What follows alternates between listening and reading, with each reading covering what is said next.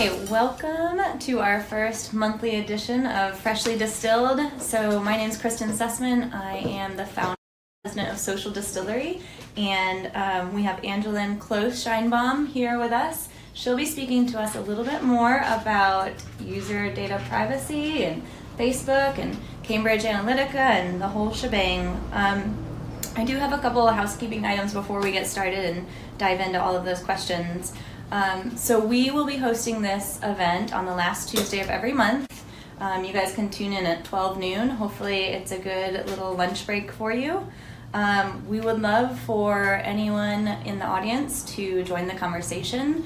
You can comment below the feed here on Facebook. You also can join the conversation on Twitter using hashtag Freshly Distilled.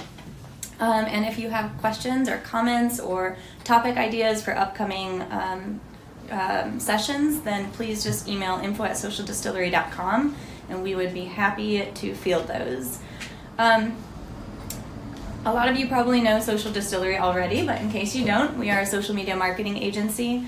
We take a social first approach to digital marketing, and we love being at the forefront of what's happening in our industry. And that is kind of the idea behind this event, so that we can speak to experts like Angeline and tap into the really smart that we have in the community in Austin. So Dr. Angeline Close Scheinbaum, she recently published a book, The Dark Side of Social Media. I would love to encourage people to pick up a copy, but specifically you have a lot of background and expertise in psychology beyond advertising only, and so she really does have a lot of expertise in thinking about how people are engaging and then what this really means for a society. We had the opportunity to write an op-ed together, and it got picked up by 5 different sources in Texas, and you were on the news speaking about it, so it got a lot of traction just because of Mark Zuckerberg and the congressional address and everything, and we'll get into that in just a minute. The last housekeeping item, or just something that we'll be doing that's kind of fun, every time we host this live event, we're going to talk about Technology Tuesday. It's something we're doing as an agency to test out new technologies and learn what is out there and available to us in the market. Sometimes it's something just for fun. So we're going to talk about first what we love, and right now we are really loving Jimmy John's sandwiches. They are very convenient, freaky fast delivery. We have an office on 6th Street in downtown Austin. And we are notorious for working through our lunch hours, and you actually saw it today. Yes. We had sandwich delivery happen today. So we're notorious for being in the office during lunch hour, and Jimmy John's picked up on that, and we were ordering multiple deliveries, and actually they surprised us about a week and a half ago, and they sent us a free tray of Jimmy John's sandwiches. And in the social media marketing world, we call it brand love, to just, it's customer love and customer appreciation. And it made our day, and of course we went and tweeted and posted it on Facebook and Instagram and tried to show our appreciation back. But specific to technology, they have an online ordering system. If you go to your desktop and visit Jimmy John's, you can actually do group deliveries, and you can get an email notification, and that person can order and pay separately, and it's all delivered together. So we'll be streamlining our Jimmy John's orders from now on. The other thing we're really loving right now is Precision Camera. We've partnered up with Precision Camera, and if you guys don't know Precision Camera, they are the experts with all things camera and video in Austin. And today we're actually running our Facebook Live on a tool called Sling Studio, and it gives us the capability to basically stream in multiple cameras, multiple angles. You can add information to the video, and it's being recorded in HD, and it can be later displayed on TV if you want. We won't be airing this on TV. So we're loving that. And then what's really grinding our gears, we're going to talk about a little bit more today, but the updates to third-party tools. Anyone that is working in social media marketing and is using tools like Hootsuite or Spreadfast, after this Facebook data privacy issue, everything's being updated, and you guys are seeing it on your phones also when you're downloading an app.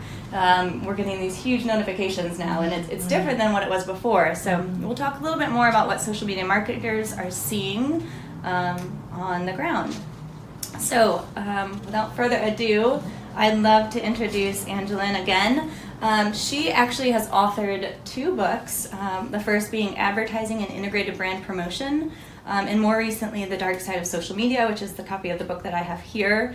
You can pick up your copy on Amazon. So I'd love to give people a little bit more background on our relationship and how we met. So if you'd like to kind of talk about your position at UT and teaching in the Stan Richards School of Advertising, I think everyone would love to hear that. Sure. Well, first of all, thanks for having me. This is great, and it's great to be here with y'all, and great studio, and I love the authenticity of the space. Yes, so. We are real Austin. I love it, and I feel comfortable at home here in my cowboy boots as well, so thanks for making me feel at home. But it's great, I love working with you, and it was kind of organic how our article came to be, because you and I both really are very passionate, as you know, about social media, and specifically when things hit the fan, if you will, I felt that it was almost like this compulsion to get this out on paper. So you have office hours on Wednesdays, I have office hours on Wednesdays. I know I had a line of students that day who probably wanted to talk about Facebook and this, I don't want to use the word scandal, because as you and I have correctly talked about, this has been brewing for so long. But that day when things hit the fan, we both kind of... With Cambridge Analytica. Exactly. Yes. That news broke, and then, we're talking during office hours, and we just wanted to get it out on paper, so that's what we did. Yes, it was definitely one of those conversations. I know we struck it up, and I think we were both supposed to be doing other things. I had this line of students, and I remember going, hold on, this is important. We're talking about Facebook, and I think they were kind of listening too. I'm sure, because they wanted to know what other professors talking about with respect to social media. But I just felt like this was something you and I had this passionate conversation, not just once but twice, and it's one of those topics that everyone's maybe thinking it, but no one is really writing about this stuff. So that and the dark side of social media. By the way, I'm not a dark person, as you know this, right? Yes, no, you're not. But this was not the intent of this book. In fact, the original title, if you want to look at my original contract, which was signed in maybe 2012-ish, was something about version 2 of online consumer behavior. So it was supposed to be an extension of the first book, which was a little bit happier. Gotcha. But what happened, as you know in research, you don't always have the research set up. You don't know what the answers are going to be. So going into this project, the studies were supposed to be things on about the psychology of how consumers are using the internet, and then the consequences of social media use. Nowhere did I think that it would turn out to be like this. So that's kind of the social story. media takes the lead more, right? Absolutely. Yes. Absolutely. Yeah. That's interesting. Well, I love that you have this expertise and have studied it, and for years you've been thinking about this. So we're really lucky to have your opinions and your expertise and knowledge in this. I know before we jumped on today to talk to you guys, we were talking about this idea of a potential duopoly. Facebook and Google definitely own a lot more of what consumers use than we realize. We think we have choices, but we don't necessarily Absolutely. And so if you think about our silly analogy is when you're grocery shopping and think about, say, the frozen pizza aisle, you think as the consumer that we have so many choices and so many options, but a lot of those family brands are owning other brands or even licensing competing brands. To steal the market share. More or less, That's really interesting. So as consumers, this is not good. We want more choice. We want more competition, because if you look at the theory of business, the more competition we have, the more choice that we have as consumers. Now, real choice, not perceived choice, but authentic choice. That makes quality go up, and it, in theory, makes prices go down. So what does this mean for social media? What this means is, as consumers, we want these other companies to come up and grab more market share. We want to be rooting for Microsoft. We want to be rooting for Amazon. I love Amazon. We want to be rooting for Snap, as the students call it, Snap. Not Snapchat, right? Yes. So we want to be rooting for these companies to kind of come up in market share and give healthy, authentic competition to Facebook and to Google. So where are we right now? If you look at the stats, if you look at the predicted 2019 advertising revenue, and the source comes from eMarketer, the companies to kind of keep an eye on, I think, in social media space would be Microsoft, who's predicted to have a 12% market share for 2019 ad revenue. Then you've got OA, which would be 11%.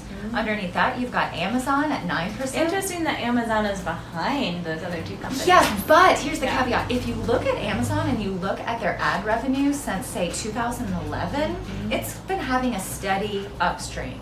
So yes, they had a harder start, but most companies, when they get a start like this, start really not being profitable. So look at, say, Barnes & Nobles or Amazon. When they first kind of came on, they really were the category killer.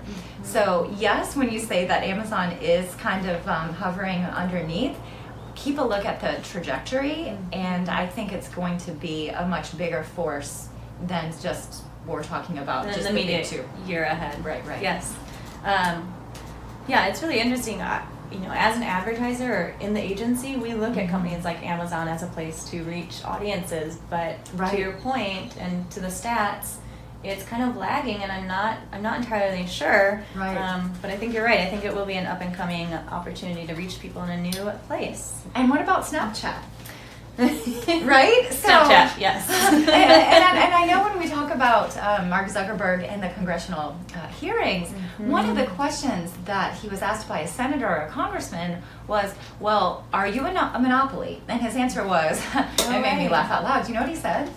He said something like, it sure doesn't feel like a monopoly. And then I'm thinking, what does a monopoly feel like, right? But I think that was a really good point to think about from his perception. Who does Mark Zuckerberg? Who does he think is their competition?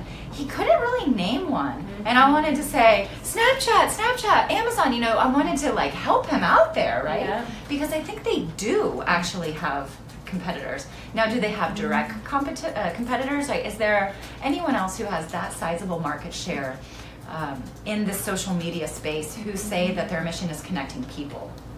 It depends on how he's defining the company, because he says that it overlaps in competition, say, with Amazon and with Google and with Snapchat. But he says, to his point, there's not really maybe one company that's trying to kind of do it all like they are. Right.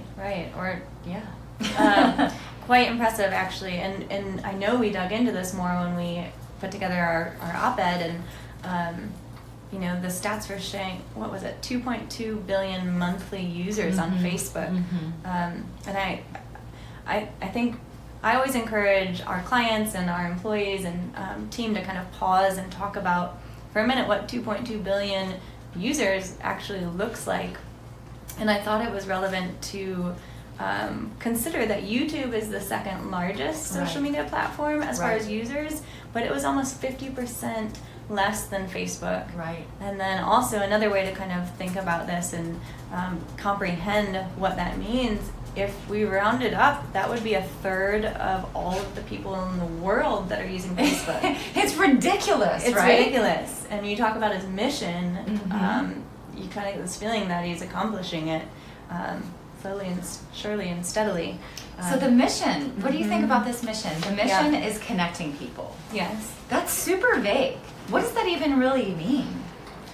I mean, gosh, I think it means everything. Right. I don't know. Just because we see Facebook doing that, I think we talk about the agency, like people collecting donations and GoFundMe pages being connected when the hurricane hit Houston. Right. Didn't you think that was interesting how Facebook helps so many people? So it's like Facebook's doing all these great things to connect people in a positive way, but I'd love to kind of put the ball back in your court to talk more about like Mark Zuckerberg. He's been put in quite the pickle, right? He put it in layman's terms. I mean, what are your thoughts? Do you think he had a better idea of what was happening, or? Sure. I do. Do I have evidence of that? No. But The way that it came across to me was very public relations-esque, if that's even a word, right? So first of all, stage one was this almost an apology tour. I mean, it was literally an apology tour. So in public relations, you know, the idea is to apologize and then to put out an air of authenticity and sincerity. And I do hope that that was sincere and legit. But then stage two of this was to talk to Congress, right? Now, was that done by choice? I would put a little asterisk by this. Is it legally required to go to a congressional hearing? Not so much, but do note that when he was asked by the Prime Minister in Britain to do something similar, they declined. So I did think that that was telling. I think that's interesting. And so just in case not everyone caught this piece of the story, basically Facebook or Mark had gotten in trouble previously about potentially using people's private data in a way that might be harmful or impact them in a negative way. And so to that point, and you know, to you mentioning it, it's pretty obvious that there were some flags early on that something bad was happening, and could have potentially been done at that time. Oh, absolutely. To stop some of this. Absolutely. Right? Yeah. So, in kind of thinking about those hearings, I noticed when he was asked some direct yes or no questions. You know, for example, do you do things with data when Facebook is not on?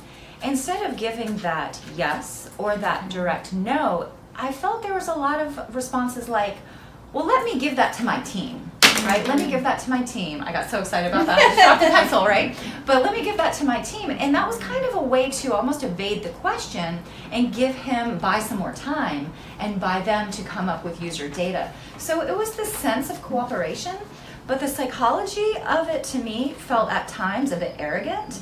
At times it felt a bit patronizing to some of the senators. So for example, Senator, was it Orrin Hatch, I think, who asked the question something about how do you do a sustainable business model where you don't charge your consumers?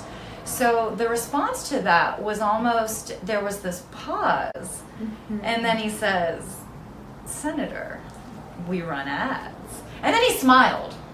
And I will note, I pick up on these things as a consumer psychology. Okay. That was the first time I saw him smile in this whole hearing. And let me tell you, this hearing was not fun. This was not funny. No, he looked like he probably had the hardest day or two of his entire life. Oh, absolutely. I would imagine. And in a way, I feel sorry for him. In a way, right?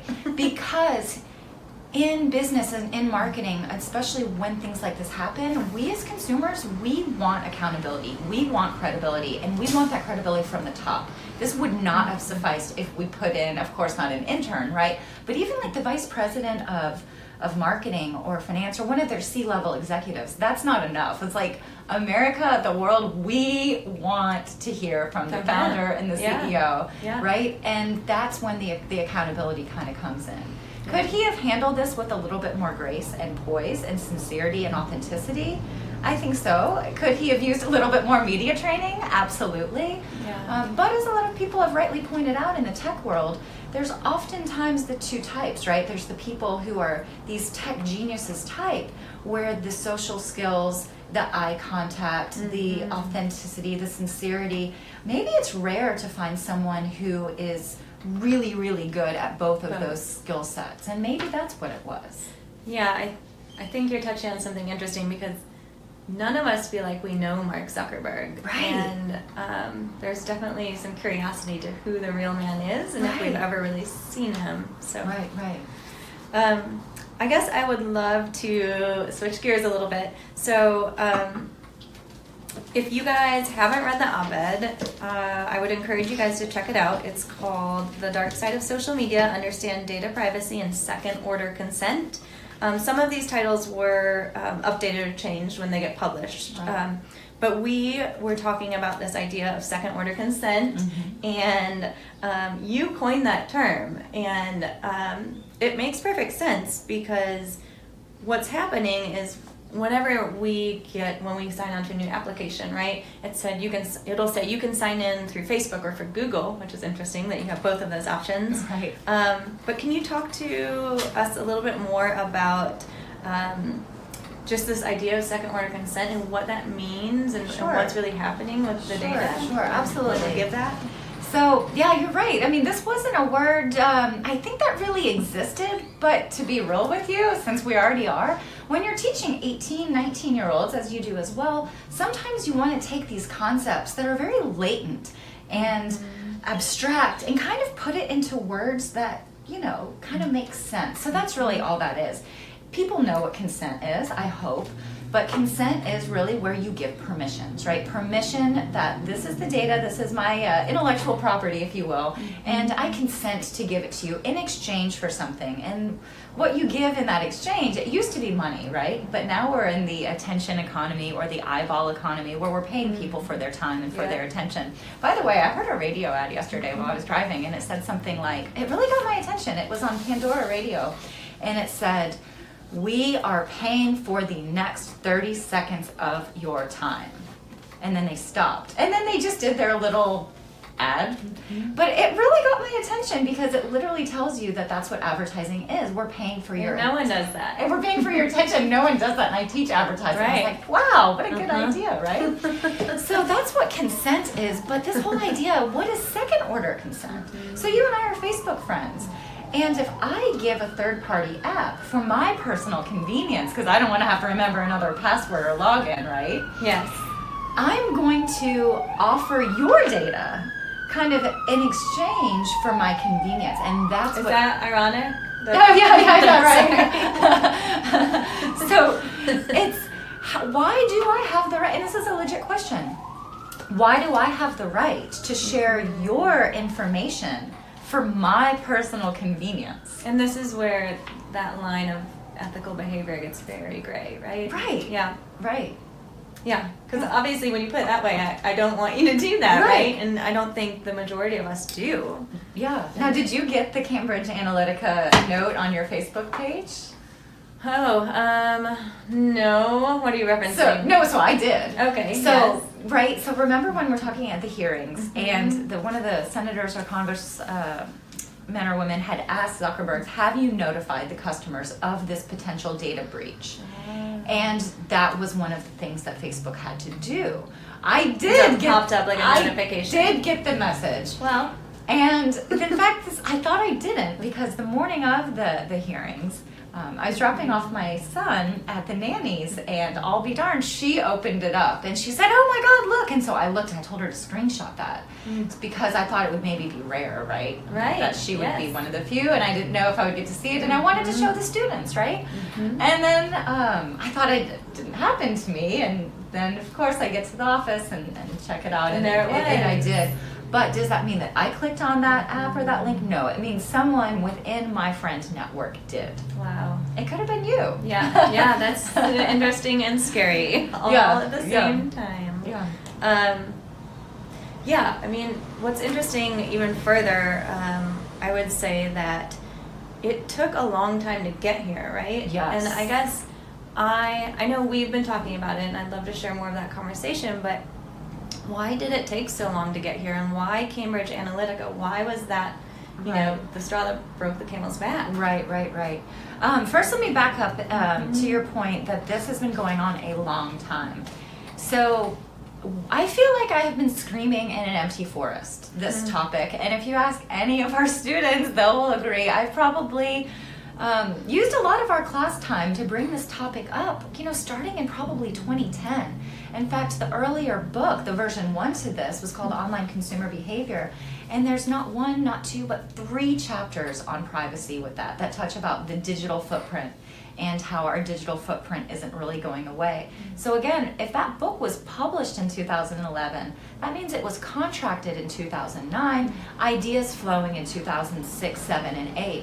So you're not kidding when you said this is not new. Right. This is something that I've been screaming about, other colleagues have been screaming about, professors have been researching this. We've been doing science and evidence-based research to show the psychology of privacy, the ethics of digital privacy and social media. We knew this was a game changer. Something interesting about the University of Texas at Austin, I'll plug UT for a second.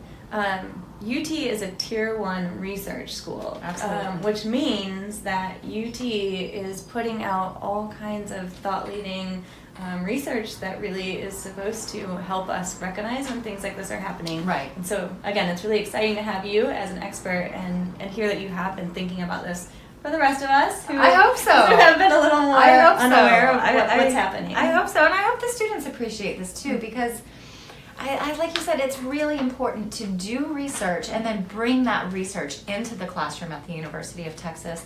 And what we do changes the world. What the students do changes the world. And I think that's really important, not to have that disconnect between our research and our teaching. Agreed. We bring our research into the classroom.